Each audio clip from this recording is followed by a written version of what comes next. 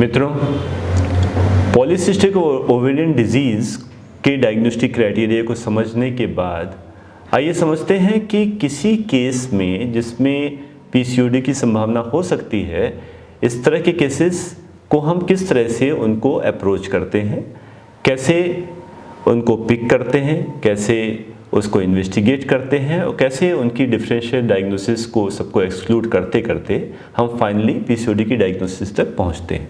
पुनः ध्यान रहे कि पीसीओडी के जो प्रमुख क्राइटेरिया हैं हाइपर एंड्रोजेनिज्म, ओलिगो एनोवुलेशन और अल्ट्रासाउंड में पॉलीसिस्टिक ओवेरियन मॉर्फोलॉजी, यही तीन सबसे महत्वपूर्ण क्राइटेरिया हैं जिनसे हम पीसीओडी और रिलेटेड डिसऑर्डर्स की डिफरेंशियल डायग्नोसिस बनाते हैं। इन तीनों क्राइटेरियाज में भी जो सबसे महत्वपूर्ण है वो हाइपर एंड्रोजेनिज्म।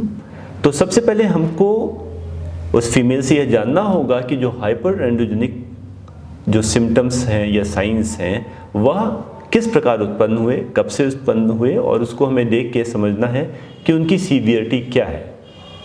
यदि वह सडन ऑनसेट बहुत कुछ समय से ही हुए, पहले बिल्कुल ठीक थी, सडनली स्टार्ट हुए और 2, 3, 4, 6 महीने में ही बहुत ही रैपिडली प्रोग्रेस करते जा रहे हैं।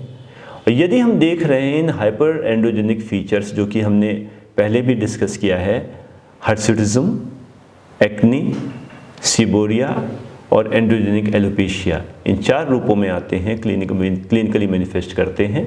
यदि इन हाइपर एंड्रोजेनिक फीचर्स के साथ विरिलाइजेशन के भी साइन मिल रहे हैं, विरिलाइजेशन मतलब फीमेल में मेल के जैसे advanced features, male like voice, muscular body habitus और क्लाइटोरोमेगैली, क्लाइटोरिस का भी एनलार्ज हो जाना, यह तीनों क्राइटेरिया बताते हैं कि हाइपर एंड्रोजेनिज्म काफ़ी सीवियर कैटेगरी का है। तो यदि सडन ऑनसेट है, रैपिडली प्रोग्रेसिव है और विरिलाइजेशन के साथ है, तब यह इंडिकेट करते हैं एक सीवियर डिसऑर्डर को। और इसके अगेंस्ट यदि यूजुअली प्यूबर्टी के बाद आरंभ होने वाला, ग्रेजुअली प्रोग्रेसिव, स्लोली प्रोग्रेस करने वाला और विरिलाइजेशन के सीवियर फीचर्स के साथ ना होने वाला हो, तो यह डिसऑर्डर्स। तो इस प्रकार से एक सीवियर डिसऑर्डर, एक माइल्ड टू मॉडरेट डिसऑर्डर्स, सबसे पहले आवश्यक है इन दोनों को समझना कि यह डिसऑर्डर किस प्रकार का है। तो ध्यान रखें कि जो सडन ऑनसेट, रैपिडली प्रोग्रेसिव और विरिलाइजेशन के साथ होने वाले जो डिसऑर्डर्स हैं वह सीवियर होते हैं और ऐसे केसेस यूजुअली पीसीओडी के जैसे फंक्शनल डिसऑर्डर्स में नहीं आते। इनको एक्सक्लूड करने के लिए जो संभावना है ऐसे केसेस में सबसे ज़्यादा है कि ओवेरियन या एड्रिनल नियोप्लेजिया होने की। तो इसके लिए हमें कुछ इमेजिंग टेक्निक्स का सहारा लेना पड़ता है, ओवेरियन एवं एड्रिनल अल्ट्रासाउंड, सीटी स्कैन या एमआरआई, जिससे हम यह देखें कि एड्रिनल या ओवेरियन हाइपरप्लेजिया या नियोप्लेजिया है या ओवेरियन हाइपरथिकोसिस, जो कि पीसीओडी का ही एक मोर एडवांस्ड फॉर्म मानी जाती है, ये है। और यह तीनों काफ़ी क्लिनिकली सीरियस कंडीशंस हैं जिनको एक्सक्लूड करना बहुत आवश्यक है। इसके विपरीत जो पेरीप्यूबर्टल ऑनसेट वाली स्लोली प्रोग्रेसिव माइल्डर डिसऑर्डर जिसमें कोई विरिलाइजिंग फीचर्स नहीं है, यह अधिकतर फंक्शनल डिसऑर्डर्स होते हैं जिनमें हमारा एक पीसीओडी है। लेकिन कुछ एथनिक पॉपुलेशंस में, जो कि हमारे इंडिया में अधिकतर नहीं है, ज्यूज़ में या कुछ और पॉपुलेशंस हैं, उनमें non classic congenital adrenal hyperplasia यह काफ़ी कॉमन प्रेजेंट होता है। तो इसको रूल आउट करने के लिए हमें ऐसे केसेस में 17 हाइड्रोक्सी प्रोजेस्टेरॉन या डिऑक्सीकॉर्टिसोल, 11 डिऑक्सीकॉर्टिसोल, इनका एस्टिमेशन कराना होता है या बेसल या स्टिमुलेशन के बाद। तो इससे हम ये नॉन क्लासिक सीएच को एक्सक्लूड कर सकते हैं। तो सबसे पहला फीचर तो यह है कि हम सीरियस लाइफ थ्रेटनिंग डिसऑर्डर्स को एक्सक्लूड करें। उसके बाद कुछ एथनिक पॉपुलेशंस में जिनमें यह प्रेवलेंस ज़्यादा है, नॉन क्लासिक सीएच को एक्सक्लूड करें। माइल्डर केसेस में जो पेरीप्यूबर्टल ऑनसेट के और स्लोली प्रोग्रेसिव हों, जिसमें विरिलाइजेशन ना हो, और अगर वो एथनिक पॉपुलेशन यूज़ वगैरह में डील ना कर रहे हो, हम लोग नॉन एथनिक पॉपुलेशन में हों, तो इसमें हमारा आगे जो अप्रोच का तरीका है उसमें बहुत ही आसान एक टेस्ट करा लें। सबसे पहले serum total testosterone. Serum total testosterone के एस्टिमेशन से हम ये देख सकते हैं कि हाइपर एंड्रोजेनीमिया उस फीमेल में है या नहीं है। सीरम टेस्टोस्टेरोन लेवल अगर ऑन द हायर साइड हो या बियॉन्ड लिमिट्स हो तब यह जस्टिफाई करता है कि हाइपर एंड्रोजनिज्म प्रेजेंट है। और इसके कंप्लीट वर्कअप के लिए उसके बाद हम ओवेरियन या पेल्विक अल्ट्रासाउंड करवाएं और कुछ कॉमन केसेस, कॉमन कॉजेज़ को एक्सक्लूड करने के लिए TSH और प्रोलैक्टिन लेवल्स कराएं। तो जनरली जो हमारे अधिकांश केसेस आते हैं हमारे पास, उनमें हमारी अप्रोच होगी number 1 serum testosterone, serum TSH और सीरम प्रोलैक्टिन कराने की, और साथ में एक ओवेरियन अल्ट्रासाउंड, जिसके द्वारा हम ये आगे समझते हैं कि PCOS हो सकता है या नहीं, और यदि हो सकता है तो उसकी फिनोटाइप्स क्या क्या होंगी। तो इस प्रकार यदि हमने माइल्डर प्रेजेंटेशन वाली इन फीमेल्स में टेस्टोस्टेरोन ओवेरियन अल्ट्रासाउंड कराया, हम उनमें हाइपोथायराइडिज्म और हाइपरप्रोजेक्टिनिमिया वाले केसेस यदि हैं तो उनको हमने पहले ही एक्सक्लूड कर दिया। तो यदि हाइपोथायराइडिज्म हाइपरप्रोजेक्टिनिमिया नहीं है तो टेस्टोस्टेरोन और अल्ट्रासाउंड, इन दो चीज़ों में हमें डिस्टिंग्विश करना है इन दोनों के द्वारा कि PCOD प्रेजेंट है या नहीं है, या उसके दूसरे क्या क्या फिनोटाइप्स हो सकते हैं। यदि टोटल या फ्री टेस्टोस्टेरोन एलिवेटेड है, ओलिगो एनिवोल्यूशन है और PCOM मॉर्फोलॉजी प्रेजेंट है, तब तो यह केसेस क्लासिक PCOS के हुए।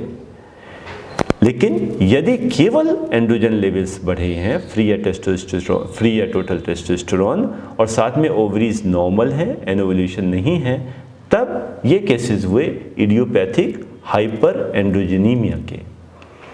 कुछ केसेस ऐसे भी होते हैं जहाँ पे ओवरीज नॉर्मल है, ओव्यूलेशन नॉर्मल है और टेस्टोस्टेरोन लेवल भी नॉर्मल है, लेकिन हिर्सुटिज्म प्रेजेंट है। यह केसेस, ऐसे केसेस को हम कहते हैं इडियोपैथिक हिर्सुटिज्म।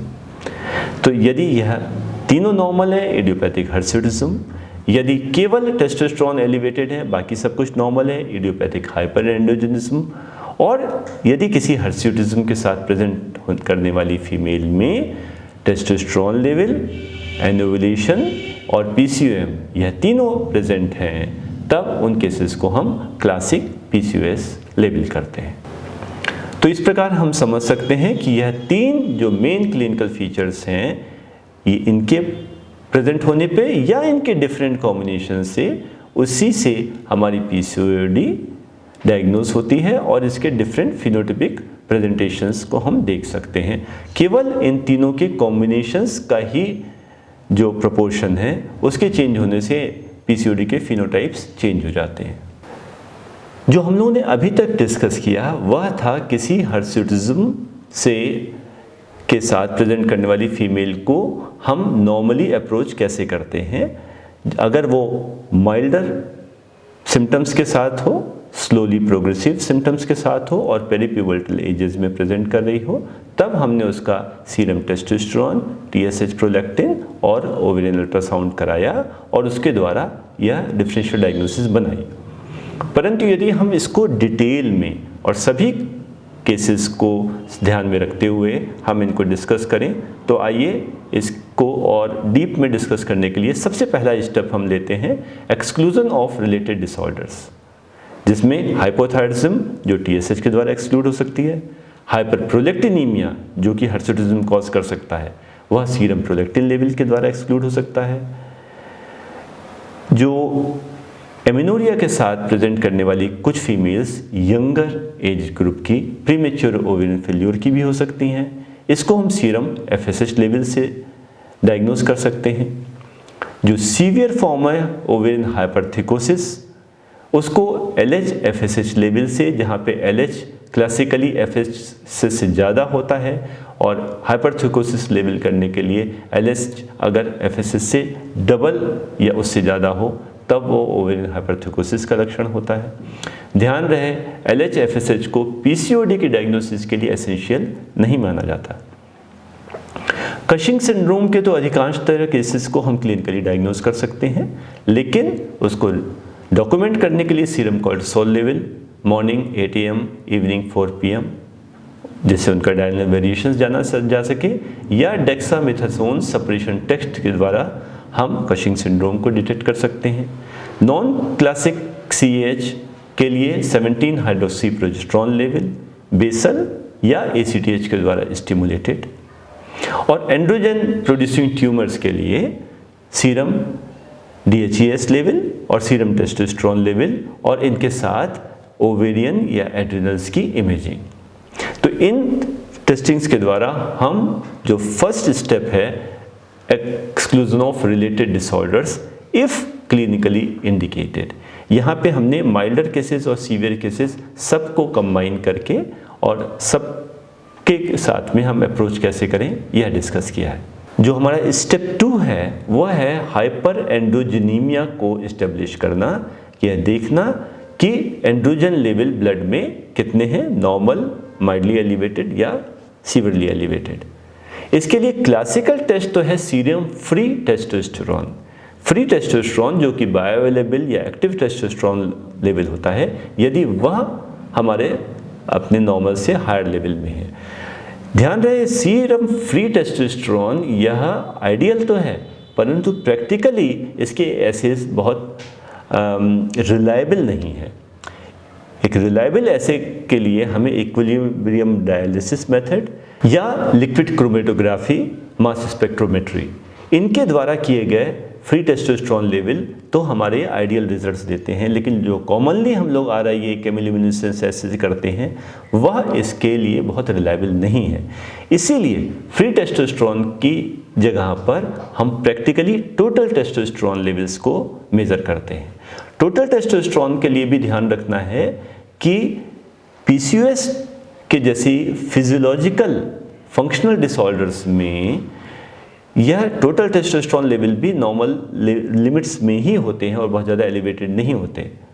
इसलिए इनके लिए भी यदि हम फाइनर टेक्नोलॉजीज यूज़ करें तो वो बेहतर होता है, परंतु जो लिक्विड क्रोमेटोग्राफी या मास स्पेक्ट्रोमेट्री के प्रेजेंस के अलावा जहाँ पे जो सब जगह प्रेजेंट नहीं होते, तो इनको हम RIA या केमिलोमिनेसेंस से भी देख सकते हैं।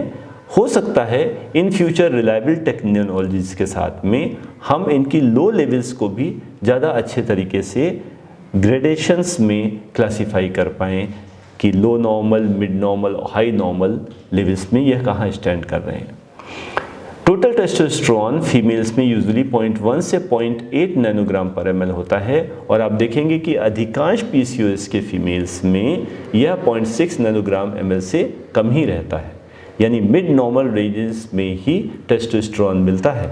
यूँ तो एंड्रोजेंस कई अन्य भी होते हैं जैसे DHEAS, एंडोस्टेरोडियोन, लेकिन यह देखा गया कि PCOS के जैसे केसेस में जिसमें माइल्ड लेवल्स ही रहते हैं, ये एंडोस्टेरोडियोन और DHEAS की बहुत इंपॉर्टेंस नहीं है, क्योंकि यदि testosterone level, total testosterone level normal है, तब अधिकांश केसेस में इनकी लेवल्स ज़्यादा नहीं होती। जब यह दोनों टेस्ट ऐसा बहुत कम होता है कि टोटल टेस्टोस्टेरोन हमारा नॉर्मल हो और यह दोनों टेस्ट अकेले DHEAS और एंडोस्टेरोडियोन लेवल ये हाई हो, ऐसा ज़्यादा कॉमन नहीं है। इसलिए अधिकांश केसेस में हमारा काम सीरम टोटल टेस्टोस्टेरोन से ही चल जाता है। कुछ और टेस्ट है जैसे डाईहाइड्रोक्सी टेस्टोस्टेरोन, 11 ऑक्सीजनेटेड एंड्रोजेंस या फ्री एंड्रोजन इंडेक्स, यह केसेस, यह पैरामीटर्स भी यूज़ किए जा सकते हैं, लेकिन ये अधिकांश ये रिसर्च टूल हैं और हमारे क्लिनिकल प्रैक्टिस में जो कॉमनेस्ट परफॉर्म्ड टेस्ट है वो सीरम टोटल टेस्टोस्टेरोन। जो दूसरा क्राइटेरिया है PCOM, ओवेरियन मॉर्फोलॉजी इन अल्ट्रासाउंड, इसके जो क्राइटेरिया हैं वो ओवरीज का वॉल्यूम बढ़ जाना, ovarian volume more than 10 ml होना, या ओवरीज में टोटल नंबर ऑफ फॉलिकल्स 12 से ज़्यादा होना जो कि स्मॉल इन साइज हो, 2 to 9 मिलीमीटर्स की। यह दोनों क्राइटेरिया यदि किसी एक ओवरी में है या दोनों में है, इन दोनों केसेस में हम PCOM की डायग्नोसिस को या पॉलीसिस्टिक ओवेरियन मॉर्फोलॉजी प्रेजेंट है यह कह सकते हैं। हम जानते हैं कि पीसीओडी की अधिकांश फीमेल्स ओवरवेट होती हैं, ओबीस होती हैं और इसमें इंसुलिन रेजिस्टेंस काफ़ी होता है, जिसके कारण से इनका मेटाबॉलिक डिसफंक्शंस इसमें ज़्यादा होते हैं और ये मेटाबॉलिक डिसफंक्शंस ही कार्डियो मेटाबॉलिक डिसफंक्शंस में ट्रांसलेट हो सकते हैं, जिसमें कार्डियक रिस्क भी इन फ्यूचर बढ़ जाए। तो ऐसे केसेस के लिए क्लिनिकली तो हम उनको एंथ्रोपोमेट्री, जिसमें BMI, waist hip ratio, body fat analysis, इनको देख लें कि उनमें बॉडी फैट कंटेंट ज़्यादा है कि नहीं। इस मेटाबॉलिक वर्कअप में हम ओरल ग्लूकोज टॉलरेंस टेस्ट कर सकते हैं, जिसमें फास्टिंग और 2 hours after 75 gram glucose load देके तभी हम क्वांटिफाई करें कि वह ग्लूकोज टॉलरेंस नॉर्मल है, इम्पेयर्ड है या वो डायबिटिक रेंज में है। लिपिड प्रोफाइल और किया जा सकता है, क्योंकि ओबेसिटी और इंसुलिन रेजिस्टेंस के साथ कुछ केसेस में लिपिड प्रोफाइल भी एबनॉर्मल होता है। कई बार सीरम इंसुलिन भी कराया जाता है, सी पेप्टाइड लेवल्स भी कराए जाते हैं, परंतु इनसे हम बहुत क्लियर कट मेटाबॉलिक सिंड्रोम को क्वालिफाई या क्लासिफाई नहीं करते और इन सब को हम क्लिनिकल रिसर्च की सेटिंग में ही करें तो ज़्यादा बेहतर है, बजाय कि एक क्लिनिकल प्रैक्टिस में करने के, क्योंकि इनसे कोई बहुत एडिशनल इन्फॉर्मेशन हमको नहीं मिलती। एक और टेस्ट भी है जो कई पीसीओडी की फीमेल्स में कराया जाता है, AMH या एंटी मुलेरियन हार्मोन। वास्तव में यह टेस्ट यह देखने के लिए कराया जाता है कि उस फीमेल में फर्टिलिटी पोटेंशियल क्या है। यह एक सरोगेट मार्कर है जो कि अभी बहुत वेल इस्टेब्लिश्ड नहीं है। यह ओवरीज में एक अप्रॉक्सीमेट नंबर ऑफ फॉलिकल्स कैसे हैं, उनमें रेट ऑफ ओवुलेशन कैसा होगा और उस फीमेल का फर्टिलिटी पोटेंशियल आगे चल के कैसा हो सकता है, यह इसको डिनोट करता है। तो AMH लेवल भी जो फर्टिलिटी डिजायरिंग फीमेल्स हैं उनमें कराया जा सकता है। तो मित्रों, इस प्रकार हम किसी यंग फीमेल को जो हर्सिटिज्म के साथ प्रेजेंट कर रही हो, जिसमें हमें पहचानना हो कि उसमें पीसीओडी या रिलेटेड डिसऑर्डर्स हैं कि नहीं, हम अप्रोच करते हैं। सबसे पहले शॉर्ट में अगर हम डिस्क्राइब करें, सबसे पहले यह देखना कि उसका क्लिनिकल प्रेजेंटेशन स्लोली प्रोग्रेसिव है या रैपिडली प्रोग्रेसिव। फिर सेकेंडरी कॉजेज़ को एक्सक्लूड करें, हाइपर एंड्रोजेनीमिया को इस्टेब्लिश करें, पॉलीसिस्टिक ओवेरियन मॉर्फोलॉजी दिखे हैं या नहीं है, और फिर इन क्लिनिकल क्राइटेरियाज और लेबोरेटरी क्राइटेरियाज के कॉम्बिनेशन से हम यह डिनोट कर सकते हैं कि वह फीमेल पीसीओडी है या इसके दूसरे फिनोटाइप्स या हाइपर एंड्रोजेनिज्म के और दूसरे कारण उनमें हैं। इनकी डिफरेंशियल डायग्नोसिस इन केसेस के द्वारा बनाई जा सकती है। धन्यवाद।